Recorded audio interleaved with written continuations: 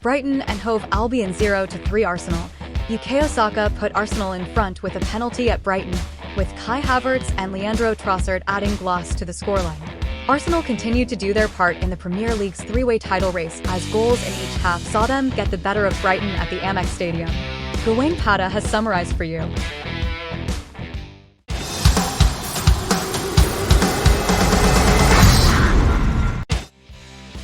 Arsenal thump Brighton to leapfrog Liverpool and go top of the table. 5 talking points. Brighton and Hove Albion 0-3 Arsenal.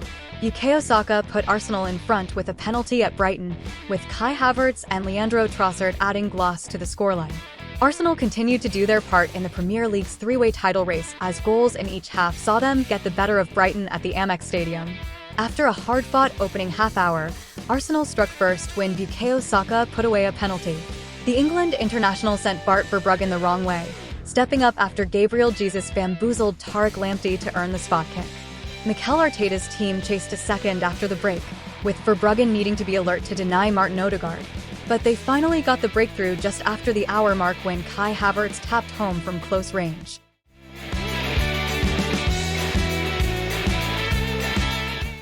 Leandro Trossard came off the bench to make it 3 against his former club, and the result was enough to ensure Arteta's men returned to the top of the table ahead of Sunday's fixtures. Liverpool can reclaim top spot with 3 points away to Manchester United, but the pressure is very much on. Arsenal almost went in front inside 2 minutes, with Gabriel beating Bart Verbruggen to a Martin Odegaard free kick, but heading wide. The Gunners had some issues with quick Brighton breaks, with Julio and Enciso sending one chance high over the bar.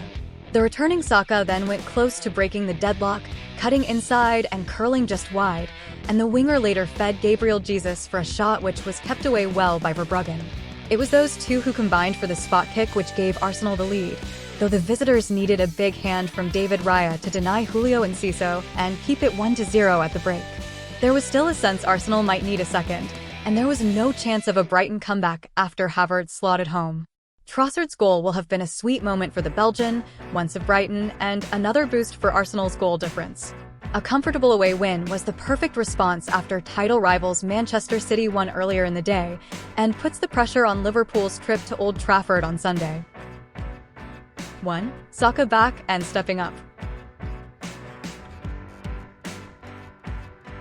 While some of the changes made by Mikel Arteta were predictable, there had been doubts over the availability of Bukayo Saka. The wide man missed the midweek win over Luton after leaving the field early against Manchester City. The England star might have been off the boil a little at the Etihad Stadium, but there were few signs of his injury issues this time around. Saka was active early on in some of Arsenal's best attacking work, and was the coolest man on the field as he tucked away his penalty. Arsenal only got an hour out of Saka in the end, with the winger making way in a double change shortly after the second goal went in. With some huge games on the horizon, beginning with Bayern Munich on Tuesday, they'll want to avoid taking too many risks where possible. 2. Raya's part in the opener. While Gabriel Jesus' part in the penalty was the biggest one, it wouldn't have been possible without the input of goalkeeper David Raya. The Spaniard set his teammates downfield when he threaded the eye of the needle with a risky pass out from the back, but sometimes you need risk for reward. There were questions asked of Raya early on in his time in North London, but these are the moments he was signed for. Arsenal might not have immediately scored from the attack, but it allowed them to pin their opponents back before getting Jesus one-on-one with Lamptey and able to take full advantage. The save Raya made to deny Enciso a minute from the break is something which backup Aaron Ramsdale will feel he's also capable of producing. The distribution is a different matter, though. 3. Hidden cost of Brighton's injury woes. Roberto De Zerbi has made no secret of Brighton's injury problems, and there are 2 ways in which those issues manifest. It's not just being robbed of players mid-game, but also the challenge in keeping a consistent lineup throughout the season. Julio and Enciso impressed going forward, while Jakub Moder threatened for the hosts early on. Both are recently back from long-term absences, though, meaning the individual moments aren't always matched by consistent fluidity. Roberto De Zerbi's side only have 2 bottom-half teams to face between now and the end of the season. If they can't rediscover their impressive early-season form before the worst of the injury crisis hit, it could be an underwhelming end to the campaign. 4. Nervy moments for Zinchenko. Brighton got plenty of change out of their right flank in the first half, with Alexander Zinchenko seemingly identified as a potential weak link. There was another shaky moment early in the second period, again unpunished, but Mikel Arteta might not have been delighted with what he saw. Going into the game, Arsenal hadn't conceded an away league goal since the end of January.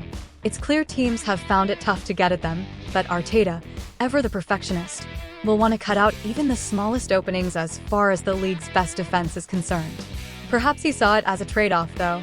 Yes, Zinchenko was relatively isolated by Gabriel Jesus' high starting point on the left flank, but Arsenal took advantage of this to get their noses in front and stayed there. 5.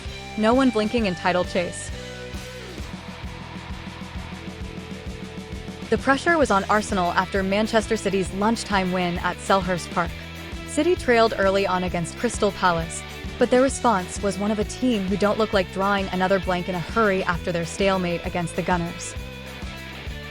For all his good work off the ball, one still wonders whether Gabriel Jesus' errant shooting will end up costing Arsenal later this season.